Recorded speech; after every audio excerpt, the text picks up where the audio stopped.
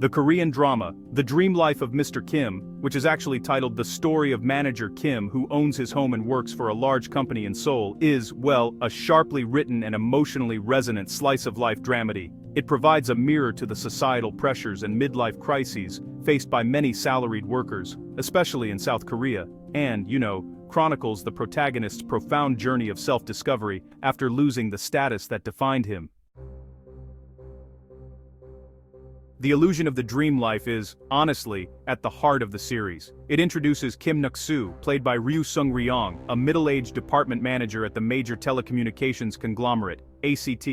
Nuk-soo believes he has achieved the ultimate Korean dream: a secure, high-ranking job, a substantial apartment in an affluent Seoul district, Gangdong-gu, a respected wife, Park Ha-jin, played by Myung Se-bin, and a son, Kim Soo-gyum, portrayed by Kang-yoon, who attends a top university.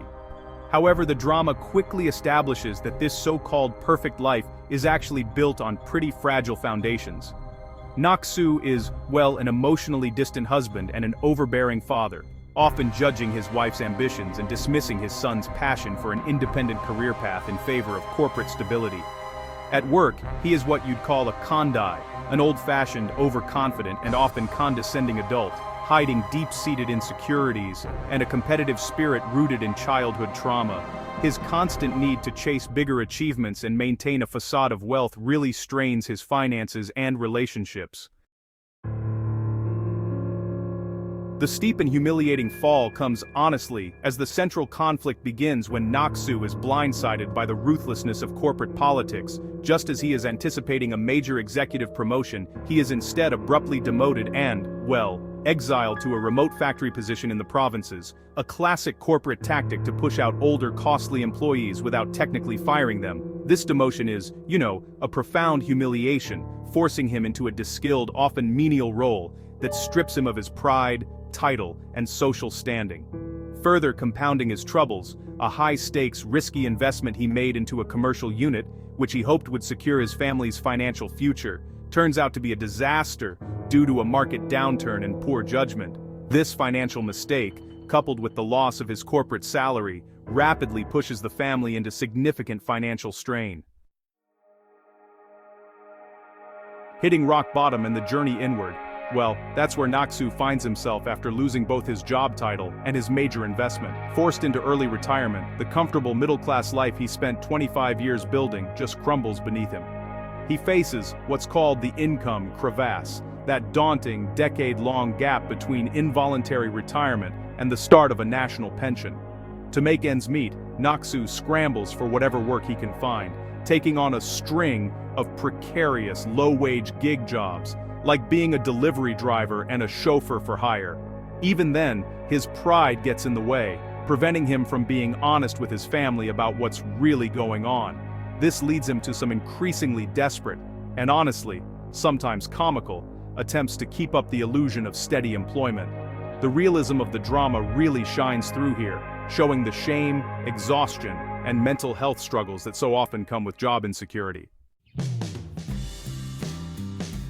Family reckoning and self-redemption come into play as Nuk-soo reaches his lowest point, and the family dynamic starts to shift in a big way. His wife, Ha-jin, who had quietly supported his career for so long, finds her own determination and begins pursuing her dream of becoming a certified real estate manager.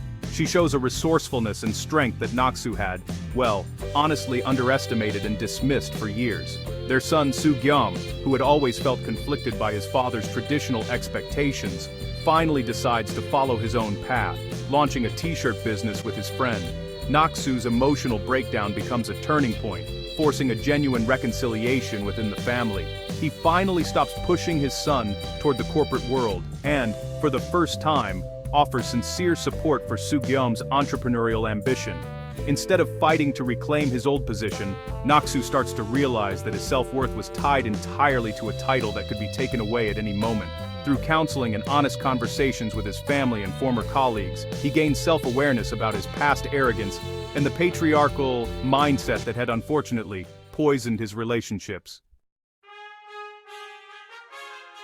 The new dream life emerges in the final episodes, when Nak-soo is offered a chance to return to the corporate world in a senior executive role, a shot at the glory he once desperately craved. But, having redefined his values, he chooses to reject the offer. Instead, he decides to channel his decades of corporate experience, his strong sales skills, and his newfound humility into something small but honest. He opens a car wash business. He partners up with Tai Hwan, an old friend and former rival, which really symbolizes his willingness to build true relationships instead of chasing competitive status. Their small business eventually lands a contract with Nak-soo's former employer, ACT, marking a victory that's built on genuine effort and skill, definitely not on corporate politicking. The drama wraps up with Kim Nak-soo having found a much truer sense of success and happiness. His life is finally stable, grounded in a loving, respectful relationship with his wife and son, and his work gives him a sense of purpose that no corporate title ever could.